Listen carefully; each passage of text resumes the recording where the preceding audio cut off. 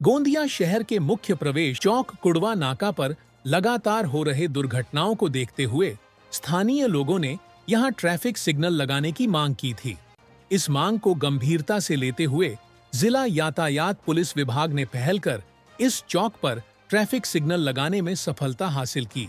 अब traffic signal चालू हो जाने से इस स्थान पर होने वाली दुर्घटनाओं पर रोक लग सकेगी। वहीं कुड़वा चौक पर ट्रैफिक सिग्नल लगने से स्थानीय नागरिकों ने यातायात पुलिस का आभार व्यक्त किया। गोंदियामधील कुडवा नाका येथे ट्रॅफिक सिग्नलची स्थापना झालेली आहे आणि कुडवा नाका हा गोंदिया शहराचा एक एंट्री पॉईंट आहे आणि सदर ठिकाणी वारंवार अपघात होत होते आणि नागरिकांची मागील 2 वर्षापासून मागणी होती की सदर ठिकाणी ट्रॅफिक सिग्नल असावा।